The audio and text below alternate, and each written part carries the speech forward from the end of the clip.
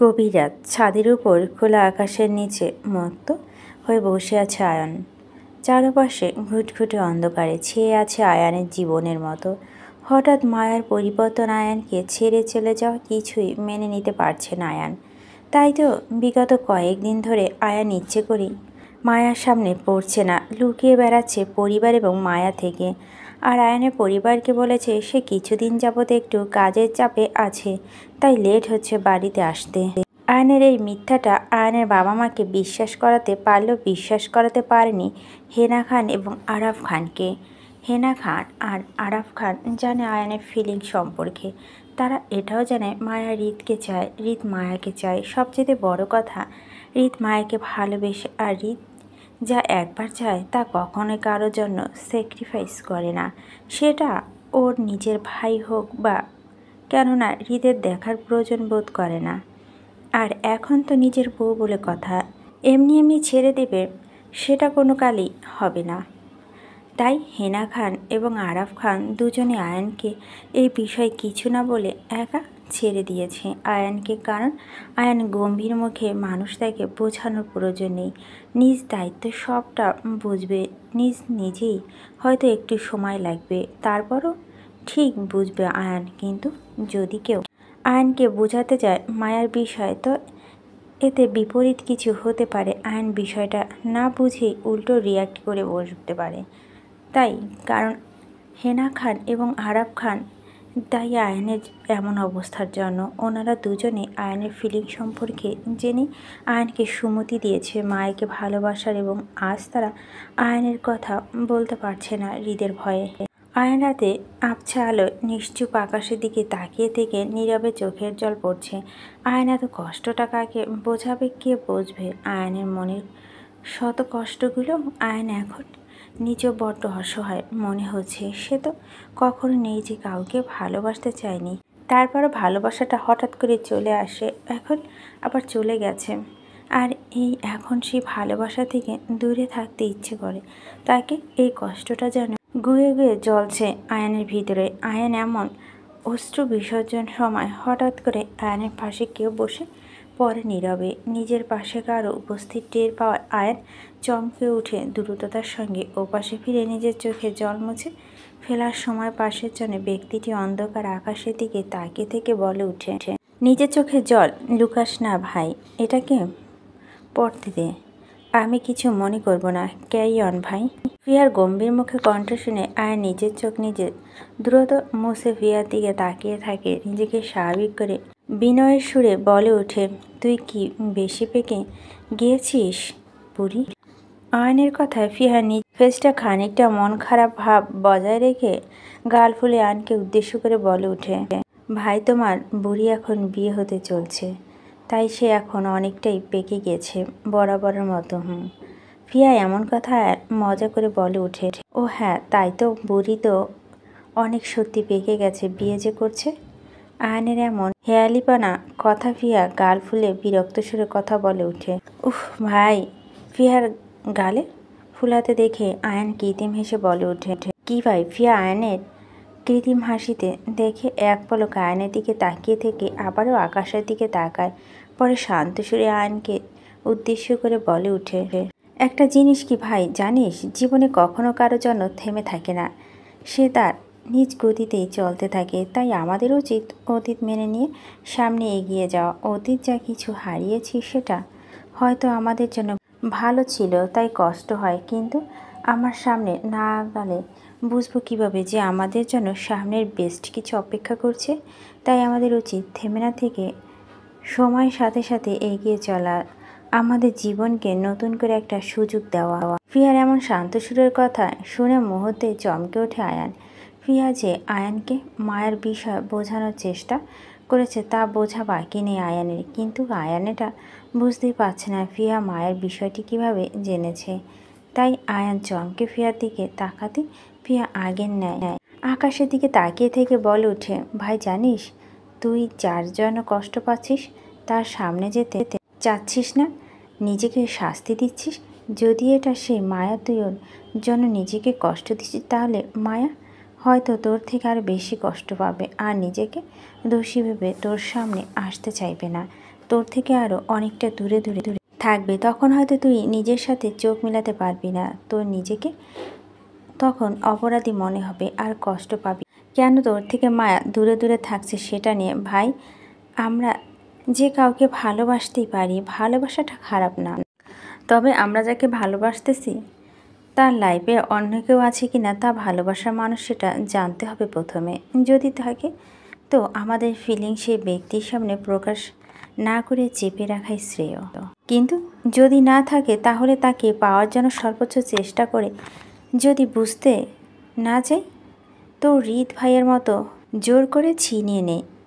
আমি কিন্তু আরিফের ক্ষেত্রে তাই করছি, জোর করে ওকে আমার করে নিয়েছি, কারণ আমি জানি আরিফের ভালোবাসাটা শূন্য কোঠায় পড়ে আছে, দখল করে নিচ্ছি জোর করে। আর এটা আমি হৃদ ভাইয়ের কাছ থেকে শিখেছি। ভাই, তুই কিন্তু জানিস মায়া খুব বোকা টাইপের একটা মেয়ে। একটা বিষয় যদি ওকে ভেঙে গুড়িয়ে বোঝানো হয় তো সেটা উল্টো পাল্টা কাজ করে। আর ওর এমন বোকা বোকা আচরণ সবাইকে মায়া এতটাই পছন্দ করে। হয়তো তুই আর হৃদ ভাইও ঠিক একই কারণে মায়াকে পছন্দ করিস। তুই মায়াকে পছন্দ করিস এটা বড় কথা নয়, মায়া কাকে চায় সেটা বড় কথা। তুই যদি মায়া ভালোবেসে বিয়ে করিস আর মায়া যদি তোকে ভালো না বাসে, অন্য কাউকে ভালোবাসতো, তো ভাই তুই কি এটা মেনে নিতে পারতি?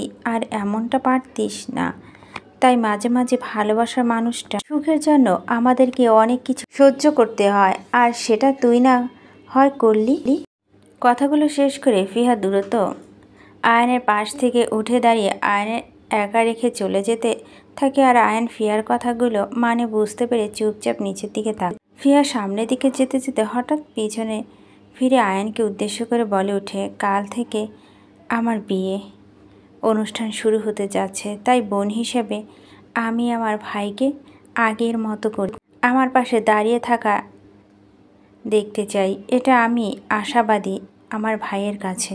কথাগুলো বলে ফিহার এক মুহূর্ত থাকেনি ছাদে। আয়নের সামনে দ্রুততার সঙ্গে সাথে সাথে নিচে চলে যায়, কারণ ফিহা যে কারণে আয়নের কাছে এসেছিল সেটা করে ফেলেছে। আয়ানকে বোঝানো হয়ে গিয়েছে, বাকিটা আয়ান নিজের দায়িত্বে করে নেবে।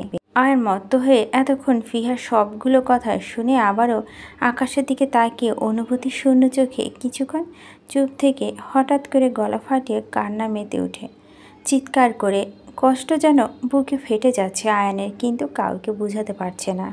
হলুদ শাড়ি পরে দাঁড়িয়ে আছে মায়া, চারিপাশে হইহুল্লা জমজমাট পরিবেশ, সবার মুখে খুশিতে চকচক করলেও মায়ের চোখে দুটো টলমলে ভাব। তাই কাউকে কিছু না বলে ড্রয়িং রুমে একপাশে দাঁড়িয়ে নিজের শাড়ি আঁচল নিয়ে বারবার নিজের চোখ মুছছে আর চারিপাশে তাকাচ্ছে।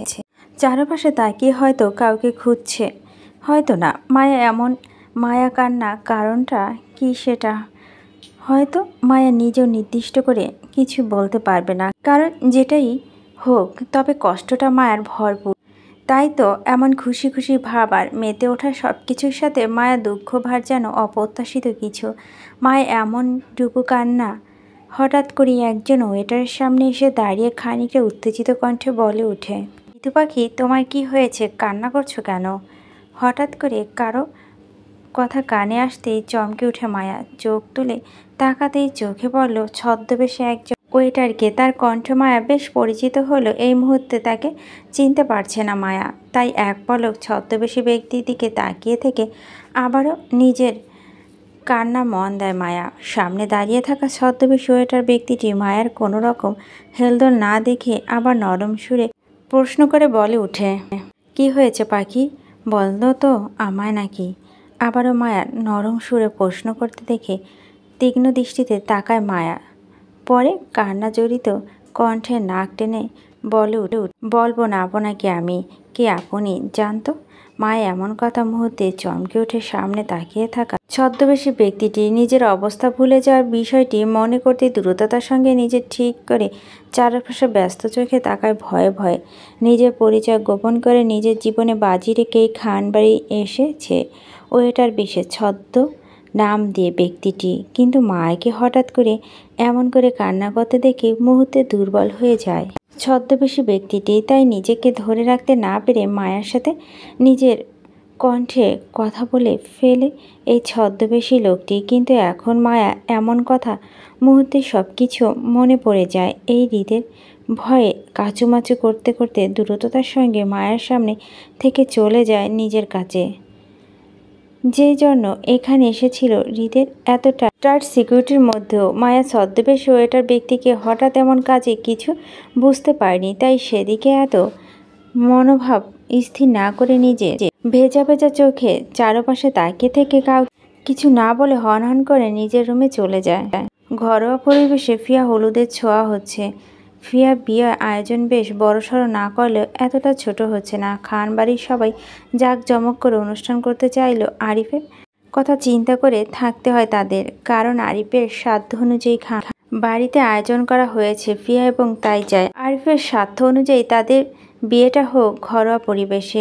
এতে কারণ কোনো রকম আপত্তি নেই। যেখানে ফিয়ার কোনো কিছু চাওয়ার নেই, তাই অন্য কারো কিছু বলার নেই। ফিয়া হলুদ ছোঁয়া অনুষ্ঠানে ফিয়ার সকল বিদেশি ফ্রেন্ড উপস্থিত, কারণ ফিয়া তাদের স্পেশালভাবে দাওয়াত করে বাংলাদেশে এনেছে। তাই আপাতত খানবাড়ির বন্ধুমহলটা জাঁকজমক হয়ে উঠেছে। আর সেই বন্ধুমহলের সাথে সমান তালে মেতে উঠেছে মায়াও। ফিয়ার বিদেশি ফ্রেন্ডের সাথে মায়া বেশ একটা ভাব জমে উঠেছে। তাই আপাতত বন্ধু মহলে কারো কোনো রকম সমস্যা না থাকলেও মায়ার খানিকটা অন্যমনস্ক কিছু কারণ বশত, কিন্তু সেটা কি তা এখন পর্যন্ত মায়া কাউকে কিছু বলেনি, হয়তো বলার সুযোগ হয়ে ওঠেনি। তাই হইহুল্লার সাথে সবাই একে একে ফিয়াকে হলুদ ছুঁয়ে দিয়ে হলুদের পর্বটা শেষ করে। এমন ফিয়ার মেহেদি পর্ব শুরু হয়।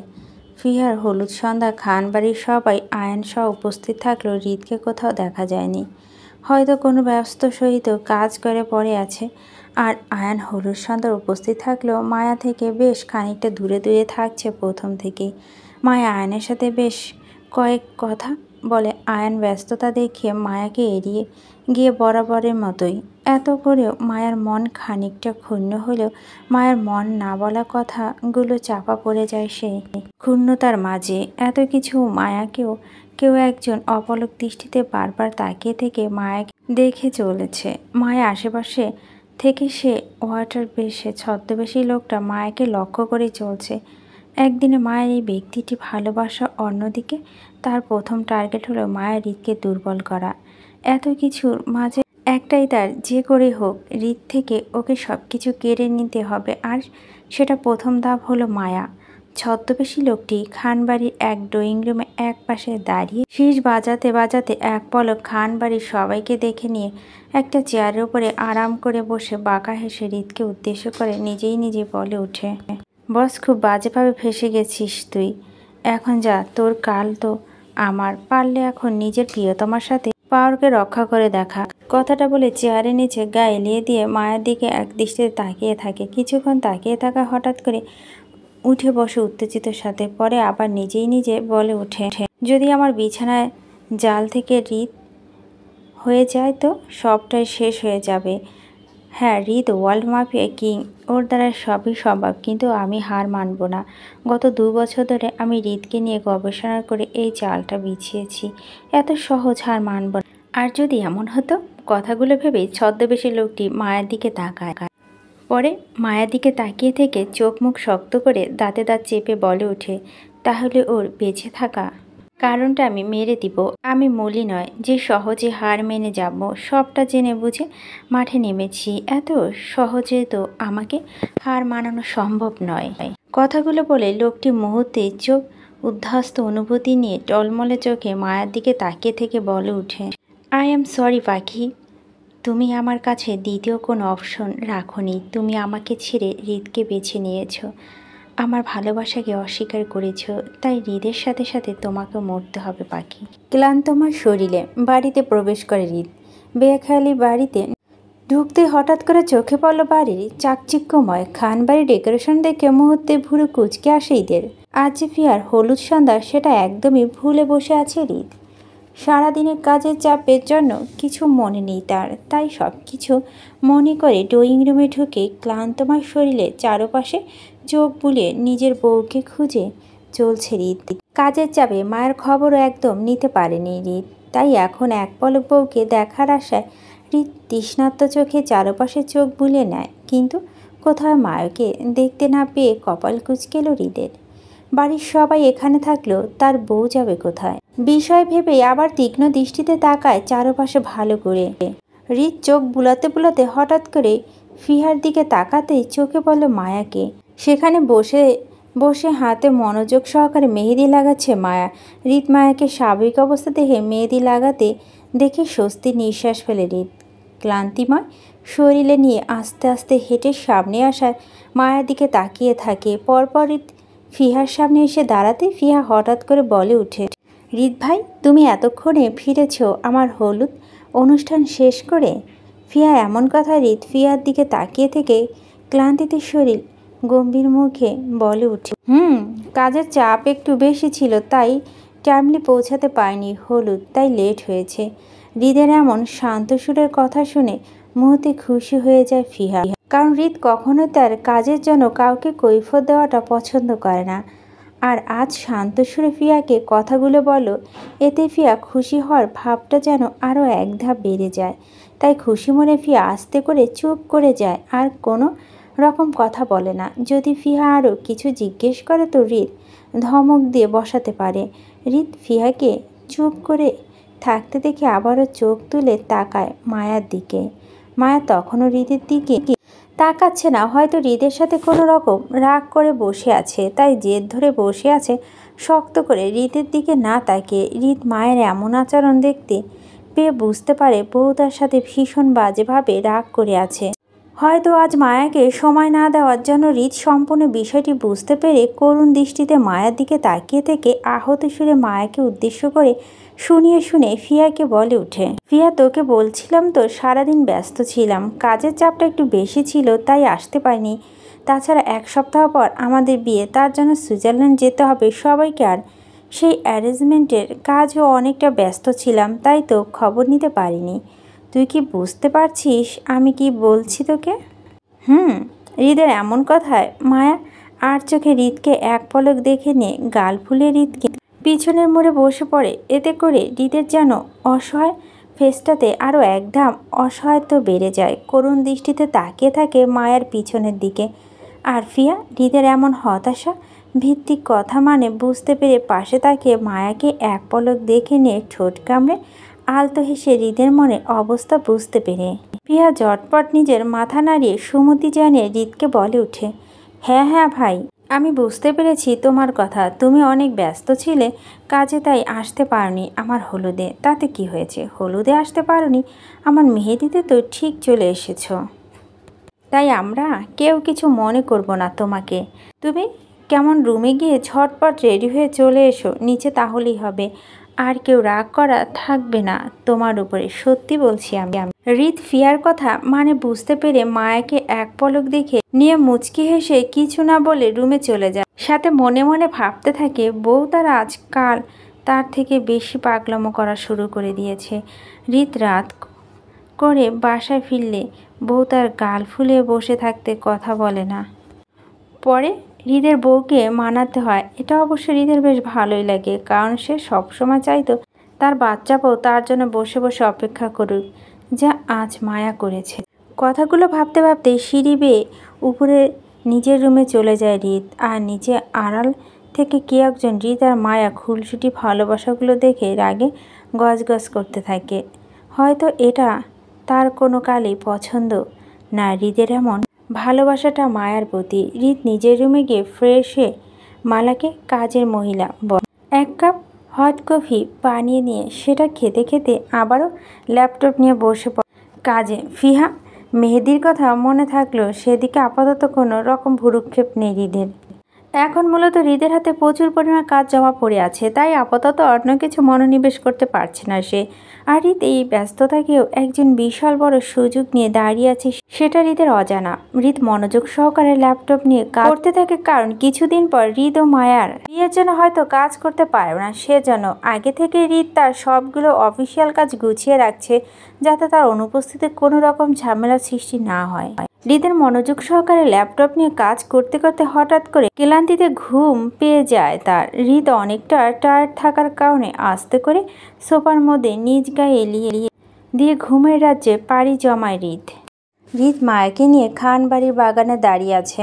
হৃদ ব্যস্ততার সহিত ফোনে কথা বলছে বাগানে একপাশে দাঁড়িয়ে দাঁড়িয়ে, আর মায়া হৃদের পিছনে বাগানের মধ্যে উচ্চস্বরে হাসি হাসি এদিক ওদিক ছোটাছুটি করছে। আনন্দ উৎফুল্লতা হয়ে নিজের খুশিতে লাফাতে লাফাতে হঠাৎ করে মাটিতে লুটিয়ে পড়ে মায়া। মায়া চিৎকার কানে আসতে হৃদ চমকে উঠে দ্রুত পিছন ফিরতে চোখ পড়ল মায়া লুটিয়ে পড়া দেহটা মাটিতে। কি হয়েছে দেখার জন্য হৃদ দৌড়ে মায়ের কাছে যাওয়ার জন্য এগোতে চোখ পড়ল একটা কালো বিষাক্ত সাপ মায়াকে ছোবল মারতে। সাপটি দেখে সাথে সাথে স্তব্ধ হয়ে দাঁড়িয়ে পড়ে জায়গায় হৃদ, কারণ এই বিষাক্ত কালো সাপ ছোবল দিলে মানুষ বাঁচে না, কারো পক্ষে সম্ভব নয়। হৃদের এমন বেখালিপূর্ণ জন্য মায়াকে সাপে ছোবল মারতে পেরেছে। যদি হৃদ পিছনে ঘুরে ফোনে কথা না বলতো তাহলে হয়তো হৃদ দেখতে পেত সাপটি মায়াকে ছোবল মারার আগে। মায়ার শরীরে কাল সাপের ছোবল সাথে সাথে নীল বর্ণ ধারণ করেছে। মাটিতে লুটিয়ে পড়তে মুখ দিয়ে ফেনা বের হতে লাগে। হৃদ মায়ার এমন্ত অবস্থা দেখে আবারও দৌড়ে মায়ের কাছে আসতে যাবে, তার আগে সাপটি আবারও মায়ার মাথা বরাবর চলে যায় ছোবল মারার জন্য। এটা দেখে আবারও প্রাণপূর্ণ দৌড় লাগায় মায়াকে বাঁচানোর জন্য, কিন্তু তার আগেই আবারও সাপটি মায়ের কপালে তার বিষাক্ত ছোবল মেরে চলে যায় জায়গা ছেড়ে। আর কাল সাপটি ছোবলের সাথে সাথে মায়ার নিঃশ্বাসটা ত্যাগ করে মারা যায়। আর হৃদ সবটা নিজের চোখের সামনে হতে দেখে ও কিছু করতে পারেনি, থামাতে পারেনি কোনো কিছু। তাই হৃদ নিজের সাথে সাথে মাটিতে লুটে বসে পরে হাঁটু গেড়ে মায়ার সামনে।